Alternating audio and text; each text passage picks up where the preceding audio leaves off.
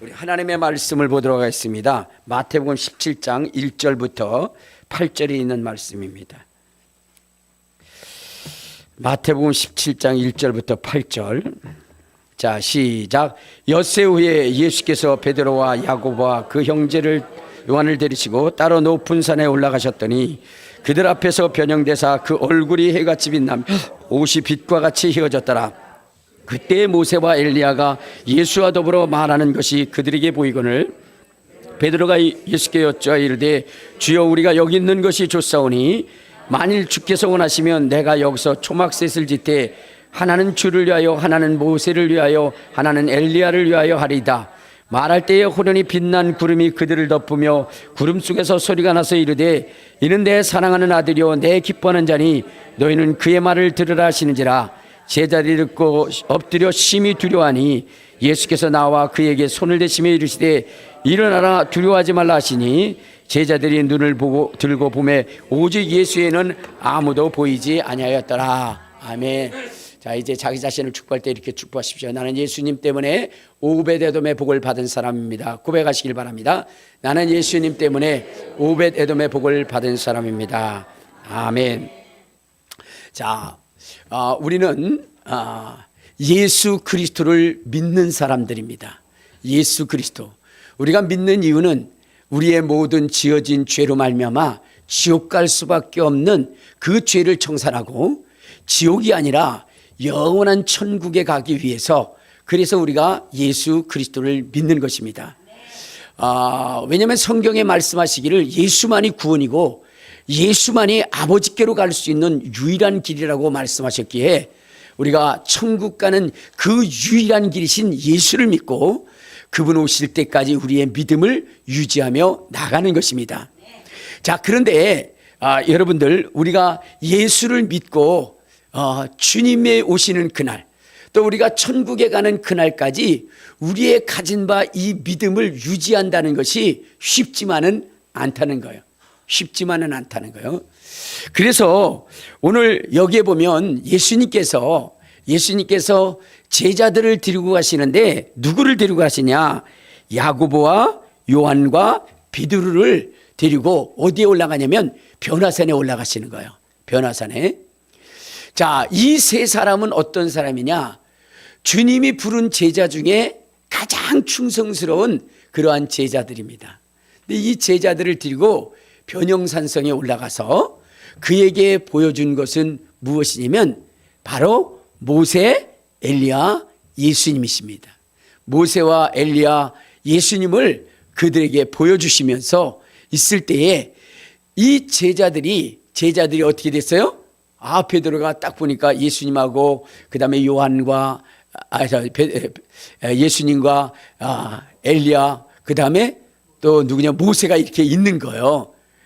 그러니까 이가 막 너무 막 그냥 좋아가지고 뭐라고 얘기했느냐? 주여 여기 초막셋을 짓되 하나는 주를 위하여 하나는 엘리야를 위하여 하나는 모세를 위하여 하겠습니다 라고 이렇게 얘기할 때에 하늘에서 음성이 들리면서 뭐라고 했느냐?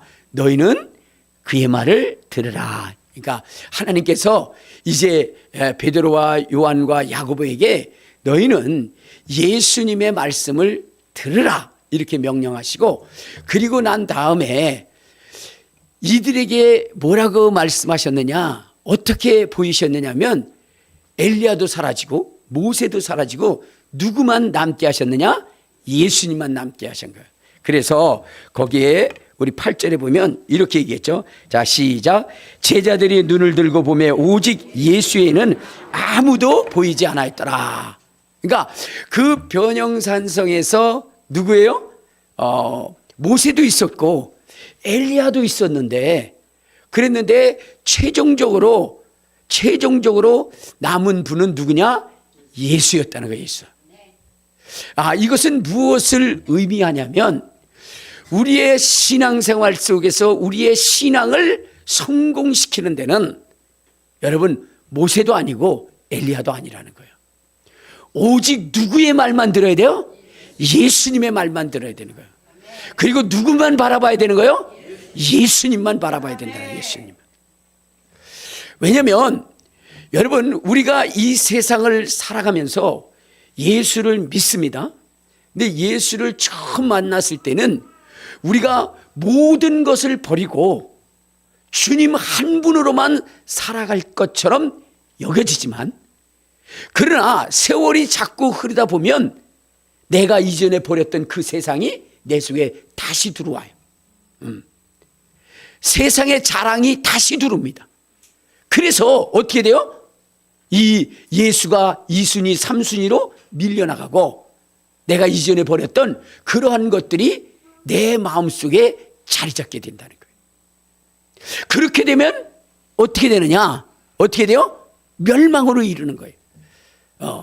여러분, 이런 세상이 자기 속에 들어옴으로 그것을 추구하다가 믿음이 파손된 사람들도 있고, 또한 세상의 것을 취하기 위해서 그러면서 뭐냐면 귀신의 가르침을 따름으로 인해서 결국 화인 맞아서 어떻게 돼요? 멸망을 당하는 자들도 있고, 또 때로는 세상을 사랑해서 어떻게 돼요? 세상으로 나가는 사람들도 있다는 거예요.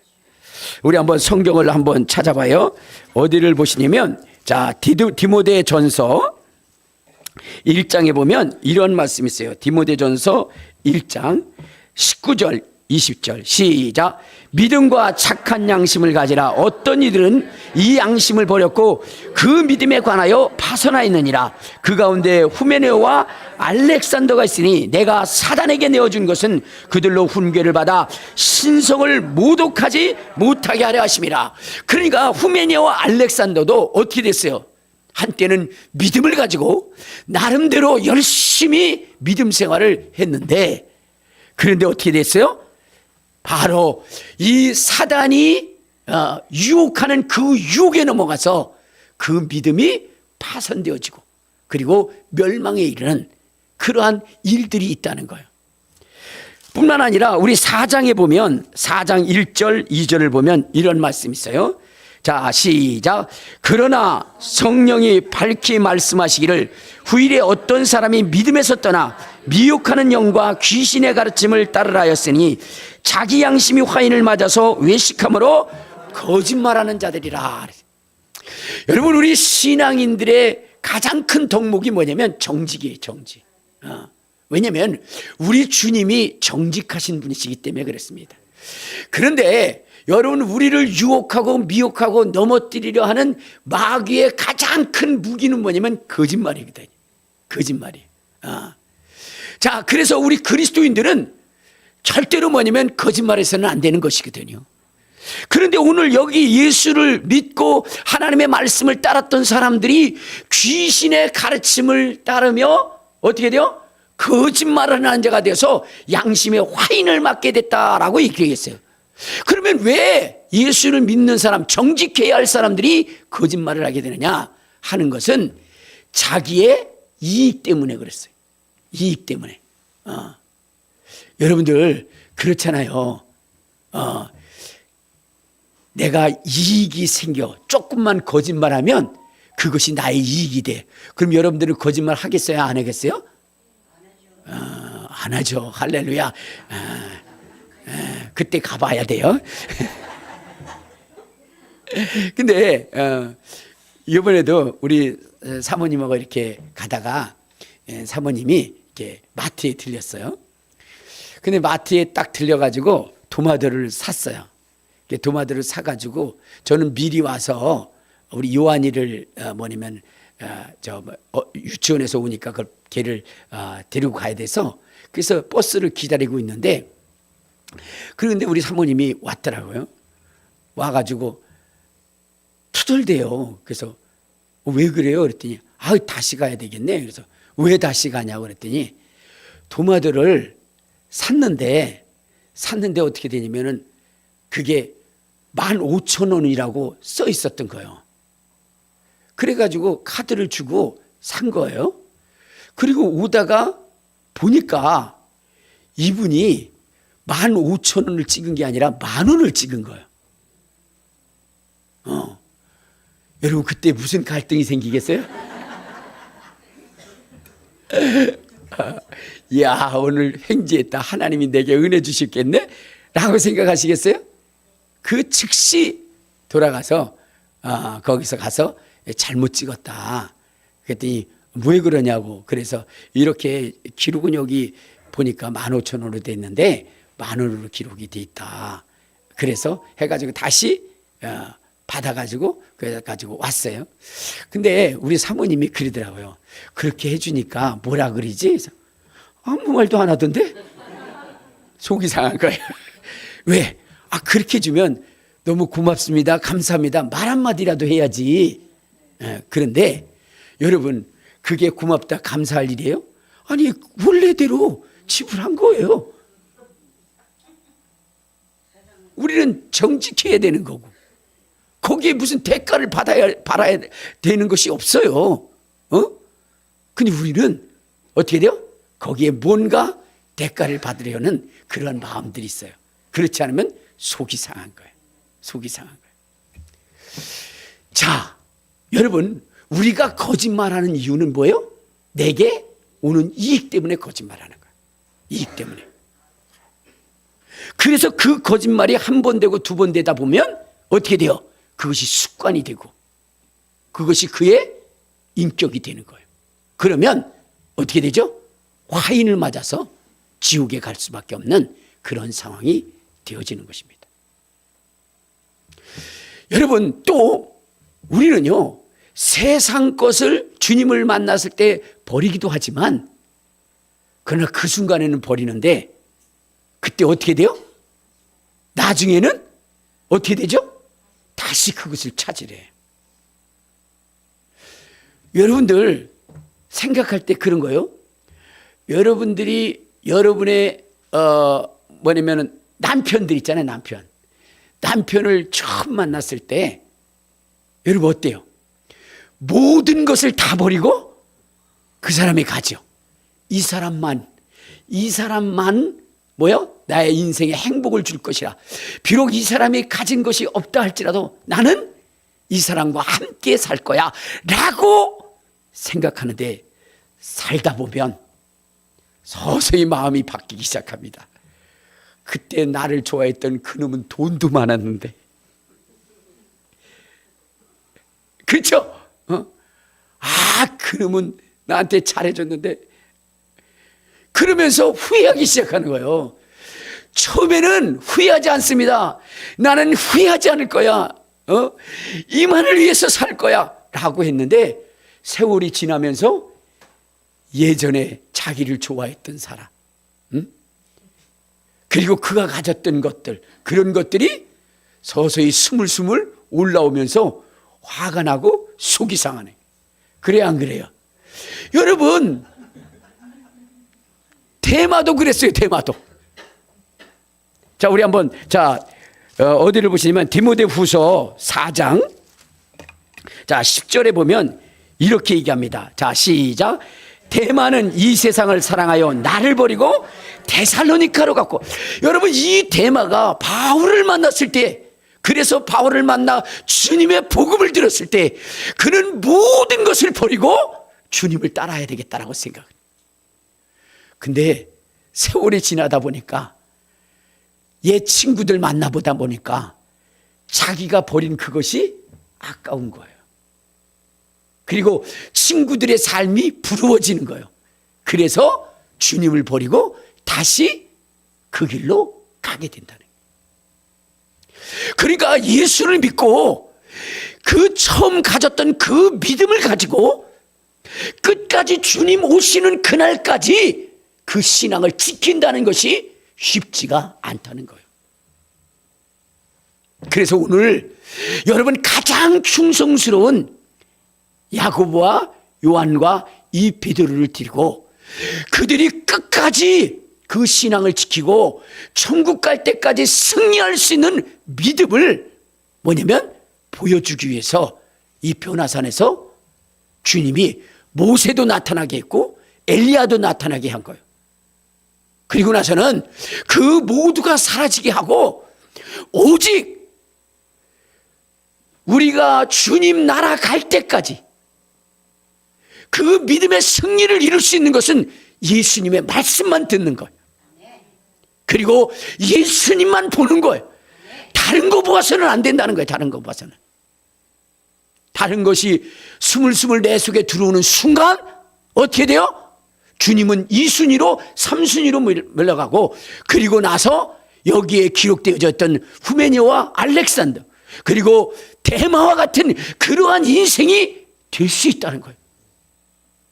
그래서 여러분들이 천국 갈 때까지 여러분들이 집중하고 바라봐야 할 분은 누구밖에 없느냐? 예수밖에 없는 것이고요. 예수님이 무슨 말씀을 하셨는지 그 말씀을 가장 보배롭고 존귀하게 여겨 여러분의 가슴 속에 채우고 또 채워야 된다는 거예요. 그렇지 않으면 어떻게 돼요? 실패할 수밖에 없어요. 실패할 수밖에 없어요.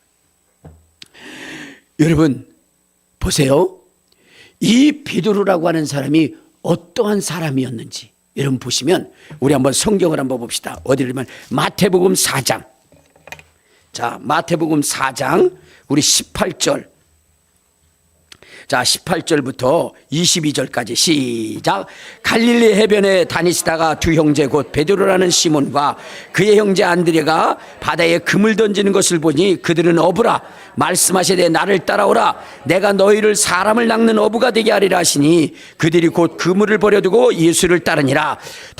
거기서 더 가시다가 다른 두 형제 곧 세베대의 아들 야고보와 그의 형제 요한이 그의 아버지 세베대와 함께 배에서 금을 깃는 것을 보시고 부르니 그들이 곧 배와 아버지를 버려두고 예수를 따라가니라.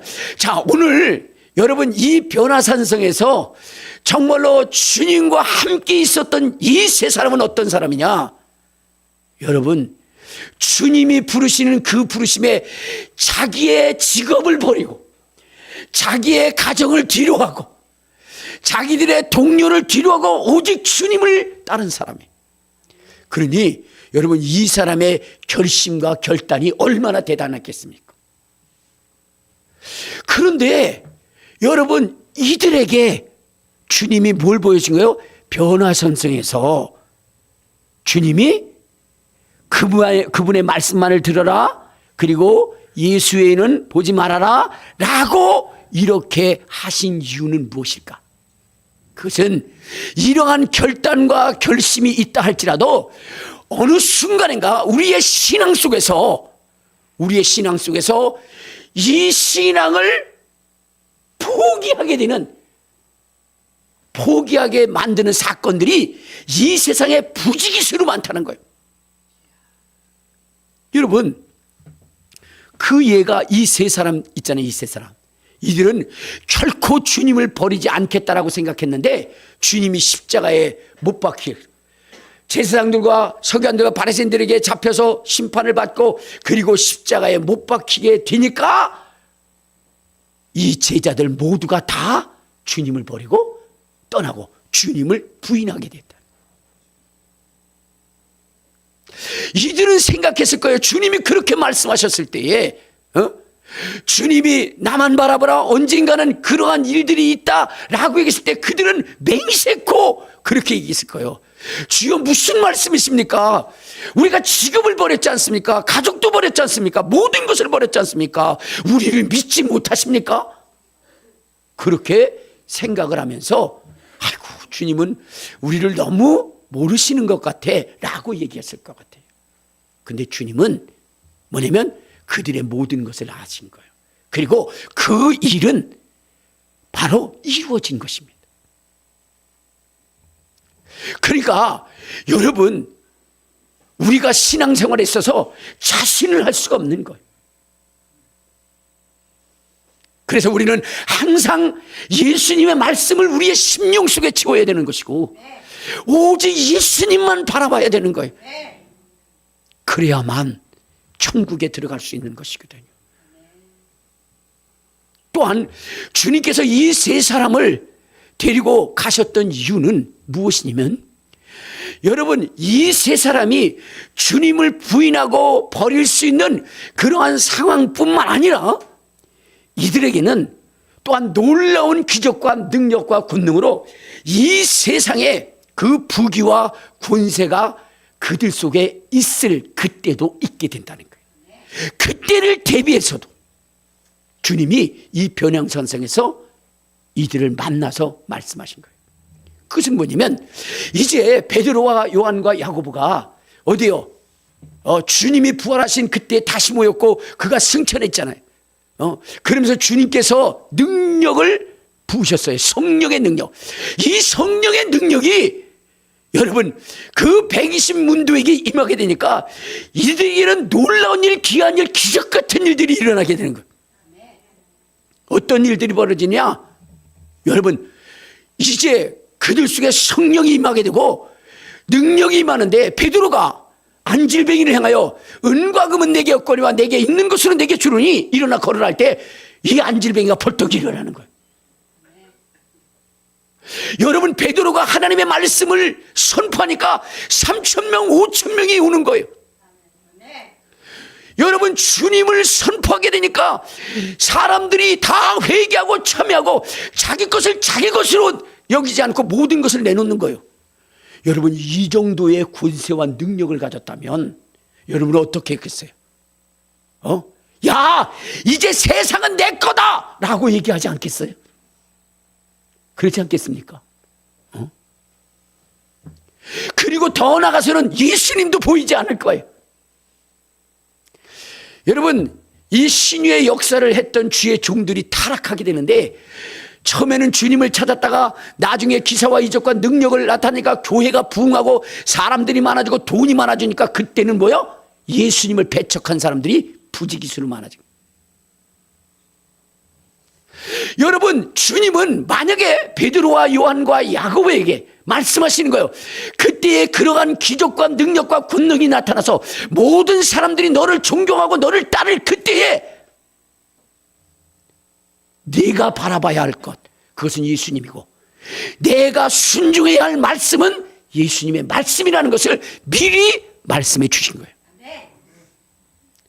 그렇기 때문에 이 베드로는 그러한 그 영화와 부귀와 이런 것들을 누리고도 후일에 그는 처절한 십자가에 못 박혀 죽으면서도 그는 그 신앙을 버리지 않고 지킬 수 있었던 것은 바로 그가 정말로 처참하고 비참한 상황, 주님을 부인하는 그러한 상황 속에서도 주님을 바라보았고 또한 그 능력과 권능이 대단할 때도 그는 주님을 바라봤고 지금 십자가에 못 박혀 돌아갈 그 상황 속에서도 그는 주님을 바라봤기 때문에 그는 하늘나라에 기둥에 그의 이름이 새겨졌고 주님의 보좌 옆에 앉게 되는 이 특권을 갖게 된 것입니다. 여러분 오늘 세상은 우리를 넘어뜨리려 하고 우리를 쓰러뜨리려 합니다. 이때에 여러분들이 해야 되는 것이 무엇이냐? 여러분 철저하게 예수님만 바라보시기를 바랍니다.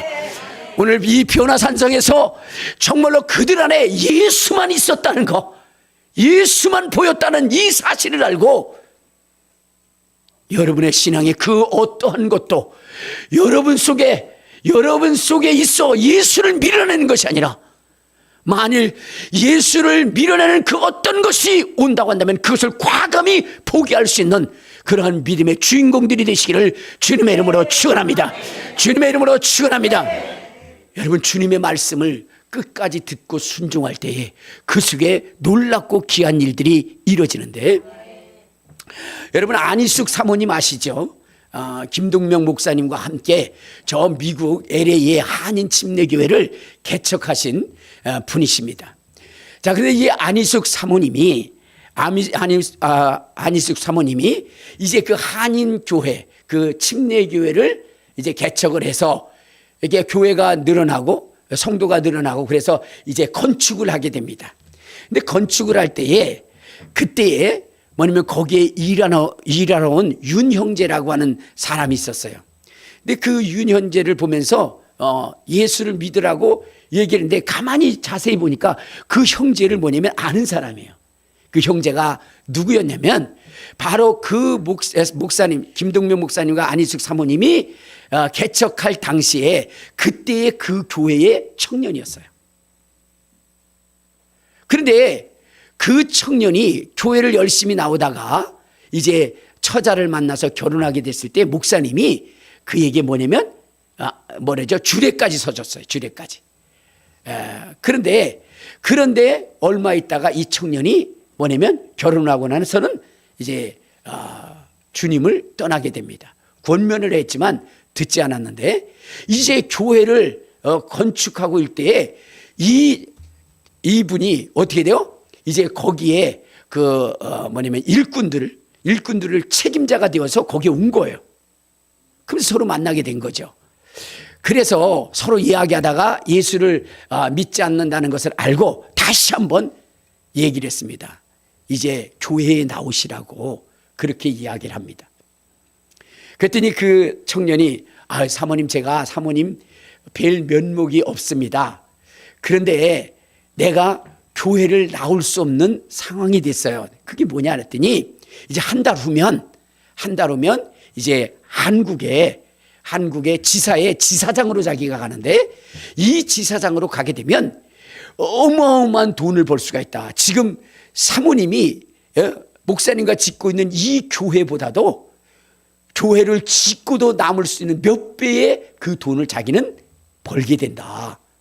그러면서 다음 달에 이제 한국으로 떠납니다 라고 얘기했어요. 그때 사모님이 이렇게 말씀을 하셨습니다. 누가복음 12장 13절에 한 농부가 농사를 지었는데 그때 너무나 농사가 잘 되었다. 그래서 이분이 어떻게 했냐, 자 이제 내가 어떡할꼬 해서 이제 창고를 헐고 더 크게 지어서 더 많은 그러한 양식을 쌓아두고 내 영혼이 평이 살자라고 얘기했을 때에 그때 주께서 말씀하시기를 이 어리석은 자여, 오늘 밤 내 영혼을 취하면 그것이 네 것이 되겠느냐라고 말씀하셨다. 오늘 당신이 돈을 버는 것도 중요하지만 당신이 많은 돈을 벌었다 한들 죽음이 당신을 찾아오면, 주님이 당신의 영혼을 부르면 그러면 어떻게 하겠느냐. 그러니까 돈 버는 거에 앞서 자기의 영혼을 영원한 천국에 갈 수 있는 그 믿음의 말씀을 붙잡고 그리고 가는 것이 좋지 않겠느냐라고 얘기했더니 사모님 무슨 말씀이에요? 저는 먼저 돈부터 벌어야 됩니다. 그리고 3년 후에 돌아와서 이 교회에 다니겠습니다 라고 이렇게 하고 떠났어요. 그리고 나서는 몇 개월 후에 한인신문에 놀라운 기사가 난 거예요. 뭐냐면 그 사람이 저 호남 지방에 홍수가 났을 때 그 회사를 지키려 하다가 물에 휩쓸려서 사망했다는 거예요. 여러분, 주님의 말씀이 그에게 들려주었음에도 불구하고 그 말씀에 순종하지 않은 결과가 성경에 나타나는데도 그대로 나타난다는 거예요. 그런데 또 하나의 사건이 있어요. 어떤 사건이 있냐면 이제 이 사모님이 이제 예배를 드리고 성도들을 신방을 하는데 어느 집에 이렇게 신방을 가게 된 거예요. 근데 거기 가보니까 저택이 으리으리해요. 으리으리해. 갔는데 뭐냐면 그 주인의 그 집 여주인의 남편은 없는 거예요. 그리고 거기에 뭐냐면 여자 한 분이 휠체어에 타고 있고 그 옆에 남자아이가 이렇게 서 있는 거예요. 그래서 사모님이 물었어요.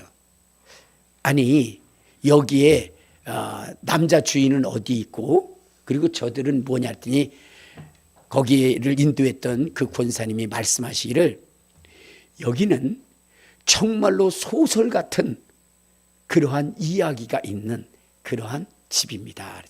그게 무슨 말이냐 그랬더니 그런 거예요. 여기에 그 주인인 그 여자분은 이제 한국 사람이에요.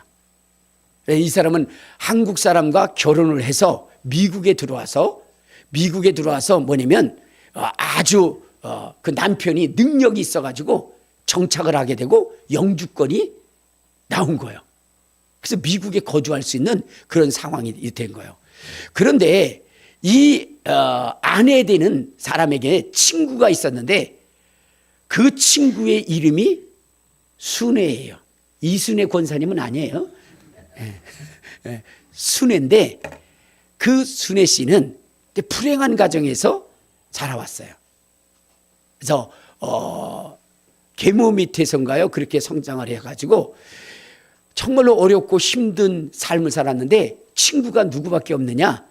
이분밖에 없는 거예요. 경자 씨라고 하는 아까 한국인 그 여자분이라 했잖아요. 그분밖에 없는 거예요. 그래가지고 이 친구가 미국에서 자리를 잡고 있다는 소리를 듣고 뭐냐면 연락을 취하면서 나도 미국에 갈 수 있게 좀 해달라고 그렇게 얘기를 했어요. 그래가지고 어떻게 되냐? 그래 한번 미국에 와라 했고 관광 비자를 해가지고 미국으로 초청을 했어요. 근데 관광 비자라는 게 최대 2달인가요? 그 정도만 머물 수 있고 나머지는 어떻게 돼요? 본국으로 돌아가야 되잖아요. 근데 1년이 돼도 안 돌아가는 거예요. 그래서 돌아가라 해도 안 돌아가는 거예요. 나도 여기 미국에서 살고 싶다. 그래서 이 친구니까 미국에서 살게 하려면 어떻게 돼요? 영주권이 있어야 되잖아요. 그럼 그 영주권을 만들기 위해서 어떻게 되냐? 그 영주권이 있는 사람을 찾아서 결혼을 시키려고 하는데 그게 되지가 않은 거예요. 그래가지고 할 수 없이 어떻게 됐느냐? 자기 남편하고 이혼을 하고 둘이 법적인 결혼을 시키고 그리고 뭐냐면 영주권이 나올 때까지 어떻게 됐어요? 그게 법적인 부부로 살게 된 거예요. 그런데 청천벽력과 같은 일이 벌어진 거예요. 어떻게 됐어요? 그 순애 씨가 임신을 한 거예요. 임신을 한 거예요. 그렇게 되니까 배신감이 너무나 컸잖아요. 이런 배신감이 어디 있겠어요? 그래서 막 그것을 가지고 두 사람한테 얘기를 했는데 이 뭐냐면 순애 씨도 뭐라고 얘기해요? 너 이제 이 집에서 나가. 이 집의 법적인 뭐냐면 아내는 나고 주인은 나야. 그리고 남편도 그렇게 얘기를 한 거예요. 너무나 배신감이 컸기 때문에 어떻게 해도 아무것도 가지지 않고 홀로 그 집을 나옵니다. 여러분 얼마나 억울하겠어요. 그렇죠? 여러분 같으면 어떻게 하겠어요? 나도 다른 남자 만나면 되지 뭐 이렇게 되겠어요? 여러분 그 배신감이라는 것은 말로 표현할 수 없을 정도로 그랬어요. 그래서 그 분노 때문에 어때요? 가다가 이 사람이 쓰러져 버린 거예요. 길을 가다가. 그때에 외국인 밥이라고 하는 분이 그를 보고 그를 뭐냐면 태우고 그를 뭐요? 기운을 차리게 한 다음에 물어보니까 자초지종을 물어보니까 이런 얘기를 쫙 하는 거예요. 그래가지고 이분이 어느 목사님 집에 데려다 준 거예요. 그 목사님 집에 들어가서 보니까 뭐냐면은 그 집이 너무나 화목하고 행복한 거예요. 그러므로 인해서 그때 이도 어떻게 돼요? 예수를 믿게 된 거예요. 예수를 믿게 된 거예요. 자, 그랬을 때 예수를 믿게 됐을 때 그리고 몇 달이 지난 다음에 그 밥이라고 하는 사람이 이 목사님 집에 찾아온 거예요. 그리고 이 경자 씨인데 경자 씨에게 이러한 얘기를 한 거예요. 경자 씨, 내가 부탁을 할 게 있다. 그게 뭐냐 그랬더니 자기 아내가 이제 뭐냐면 병으로 인해서 병원에 그동안 있었는데 병원에서도 이제는 더 이상 할 수 없다고 해서 집에 들어오기로 했다. 그래서 자기 아내를 돌봐줬으면 좋겠다. 이렇게 이야기를 한 거예요. 자기가 어떻게 도움을 받았기 때문에 흔쾌히 그렇게 하겠다라고. 그리고 나서는 그 아내, 그 밥의 아내를 지극정성으로 돌보면서 항상 기도를 해줬어요. 항상. 그랬더니 그 아내가 남편에게 이런 얘기를 해요. 여보, 혹시 내가 죽더라도 경자 씨를 우리 집에서 내보내지 않았으면 좋겠다. 끝까지 이를 보호하고 우리 집에 있게 했으면 좋겠다. 그렇게 부탁을 해요. 그런데 여러분, 그 집은 얼마만큼의 부자냐? 여러분, 그 집에 식무로 일하는 사람이 서너 명이 될 정도예요. 저택이 얼마나 큰지 몰라요. 돈도 얼마나 많은지 몰라요. 근데 그 아내가 떠난 거예요. 그래서 그 아내가 떠난 다음에 그 경자씨는 그 집에 머물게 됐고, 그 바비라고 하는 사람이 경자씨에게 이렇게 얘기했어요. 너 공부하고 싶니? 네, 공부하고 싶어요. 그러면 내가 너를 대학에 보내주겠다. 그리고 대학 들어가는 모든 비용은 내가 다 대주겠다. 그래가지고 그를 대학을 보냅니다. 그러면서 내가 공부를 열심히 해서 고국에 돌아가서 지도자로서의 역할을 감당했으면 좋겠다 그랬어요. 자, 그래서 이는 열심히 뭐냐면 믿음 생활하고 그 다음에 공부하면서 그러면서 학위를 다 딴 거예요.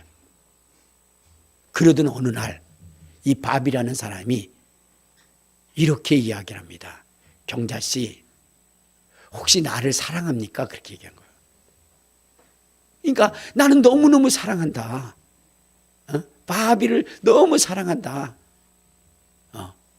그러니까 이분도 얘기하는 거예요. 나도 경자씨를 사랑한다. 그래서 나는 내가 가지고 있는 이 전 재산을 경자씨에게 주고 싶고, 이 집도 통장의 돈도 그리고 나 자신도 경자씨에게 주고 싶다. 이렇게 얘기를 한 거예요. 근데 갑자기 청혼을 받으니까 어떻게 되겠어요? 놀랐죠. 그러니까 그 바비라는 분이 그렇게 얘기했어요. 뭐라고 얘기했냐면, 며칠간의 말미를 주겠다. 선택권은 당신에게 있다. 뭘 며칠간이요. 그냥 그 다음날 그냥 했지. 왜냐하면 자기가 버림받고 죽음의 위기 있을 때 자기를 건져주고 자기를 정말로 삶의 그 의미를 알게 해준 사람이 그 사람이 있잖아요. 좀 나이가 많아서 문제지. 그래도 어떻게 돼요? 허락을 하고 결혼을 하고 신혼여행을 갔다 온 다음에 무엇이냐면 집문서, 땅문서, 그 다음에 통장에 들어있는 그 어마어마한 돈, 그걸 다 그에게 주게 됩니다. 그러면서 이렇게 얘기하는 거예요.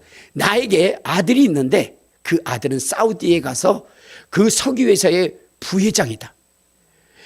나도 이렇게 돈이 많지만 내 아들은 이거에 몇 배가 되는 돈을 가지고 있다. 그렇기 때문에 내 재산에 대해서는 상관하지 않는다. 이것을 다 주겠다. 그리고 주고 나서는 얼마 있다 그는 하늘나라로 갑니다. 그래가지고 이 사람은 어떻게 된 거예요? 억만장자가 된 거예요.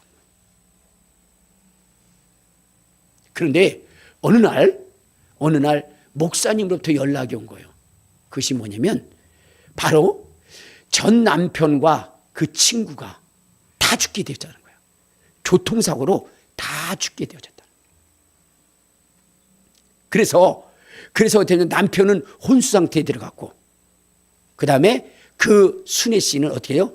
온몸이 완전히 막 부서지고 깨지고, 그래서 휠체어에 있지 않으면 살아갈 수 없는, 만약에 병원에 태어나더라도 그는 걸을 수 없고 휠체어에만 앉아 있어야 하는 그러한 상태가 되었다라고 얘기해요. 그 소식을 목사님이 듣고 이 경자 씨한테 얘기를 하는 거예요. 그러면서 이렇게 얘기를 합니다. 뭐라고 했냐면, 경자 씨, 정자 씨가 가서 이들을 도와줬으면 좋겠다. 왜냐하면 성경에는 원수를 사랑하라고 말씀하셨다.